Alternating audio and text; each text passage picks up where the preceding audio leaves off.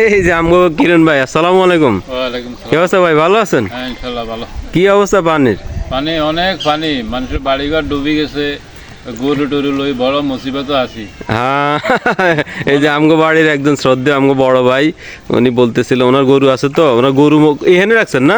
এই বিল্ডিং আনি রাখি। এই যে এইখানে আইসা রাখছি, কিন্তু এইবার পানি একবারে অনেক বেশি না? লাস্ট তো বন্যা ছিল 2004 সালে, তখন তো মনে হয় এত পানি হয় নাই। না না, এবারে সবচেয়ে বেশি। এবার সবচেয়ে বেশি। আমগো বাড়ি তো অনেকের ঘরে পানি, জি। ওইদিকে, হ্যাঁ মাঝের বাড়ির দিকে। জি।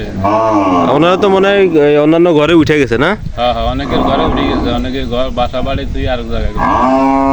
এখন কই গেছেন? এখন ওই গরুরে খাওয়া দিতাম আজ। আচ্ছা, মাছটা ধরেননি, ডালাশিরি করেননি? হ্যাঁ ডালাশাড়ি মাঝে মাঝে করি, আর পাটা ফুঁসে গেছে, এখন দূর অবস্থায় আছে, মানে গর্ত বাড়িতে কষ্ট হয়।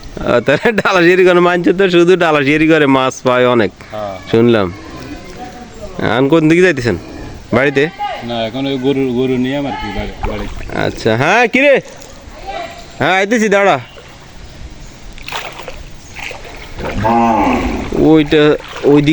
ওইদিকে আরো যত দূর যাবো তত পানি বেশি আসলে, একবারে ওইদিকে হাঁটুর উপরে পর্যন্ত ওইদিকে পানি। ওই যে দেখেন আমার ভাতিজা মুন্না, ও মনে হয় একটা ভেলা বানাইছে, যেটারে আমরা গ্রামের ভাষায় বেরিয়া বলি। ওইটা নিয়ে আসতেছে, স্পষ্ট বোঝা যায় না, তো কাছে আসলে বোঝা যাবে যে আসলে বেলাটা আসলে কিভাবে বানাইছে, কিরকম বানাইছে। হ্যাঁ মানিক ভাই, সালামু আলাইকুম। কই আমনে? এই যে ভাই, এবারে বন্যার নিয়ে কিছু কন তো।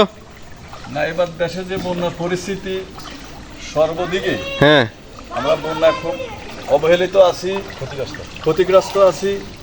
তো এমন কোনো পুষ্কুনি প্রজেক্ট হ্যাঁ মানুষের নাই যে সর্বোচ্চ মাছ সব চলে গেছে। সব চলে গেছে। লাস্ট তো বন্যা হয়েছিল বোধহয় 2004 সালে না? হ্যাঁ, 2004 4 সালের চেয়ে তো এটা ভয়াবহ এটা না? ভয়াবহ বন্যা চলতে আছে, অনেক বেশি ভয়াবহ বন্যা।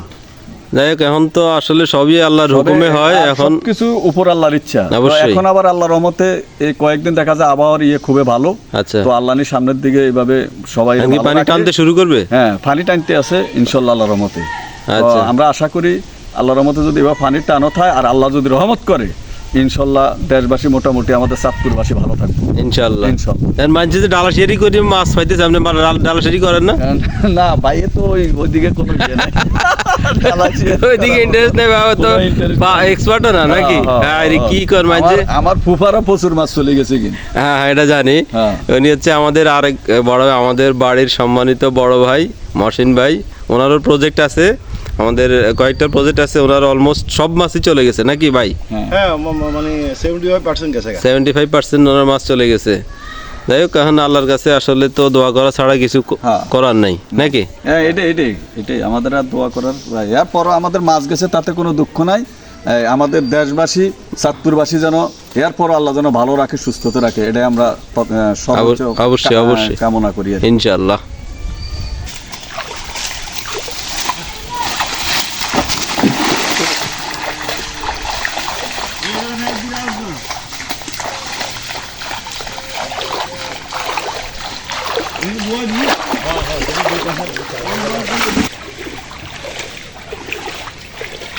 এই যে দেখেন, এই জায়গাটা হচ্ছে আমাদের, এই যে এখানে একটা গর্ত আছে, বিশাল গর্ত, এইটা আমাদের। এখানে আমাদের বাড়ির যে ছোট পোলাপাইন, ওরা নাকি পাঙ্গাস টাঙ্গাস পালাইছিল, কিন্তু এখন তো অবস্থা বেতাল, কোনো কিছুই নাই।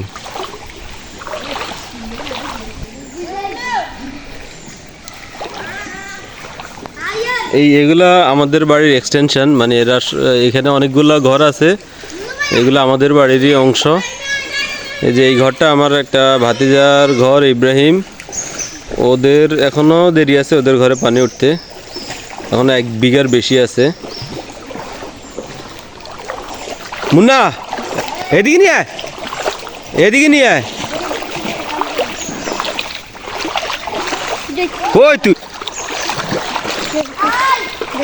এই যে আমাদের মুন্না, এই যে আমরা গ্রামের বাসায় এটাতে বেরিয়া বলি, বেরিয়া বানাইছে। মুন্না এদিকে আয়। আরে বেটা কত বানাইছি বেটা ছোটকালে।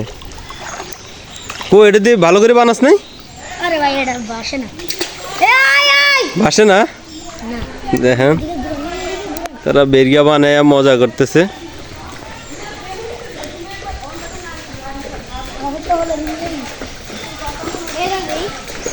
এই হলো আমাদের বাড়ির সামনে, বাড়ির আশেপাশের অবস্থা। তো আস্তে আস্তে আপনাদেরকে বাড়ির একটু দূরেরও কি অবস্থা ওগুলো দেখানোর চেষ্টা করবো ইনশাল্লাহ।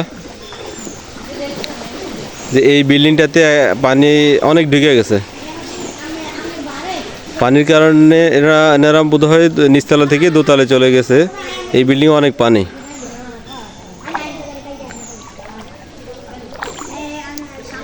এই চিত্রটা হচ্ছে আমাদের বাড়ির ঠিক সামনে এবং বামের অংশ। তো আস্তে আস্তে বাড়ির আরও ডান দিকে বা আর একটু দূরে কি অবস্থা ওগুলো দেখাবো ইনশাল্লাহ।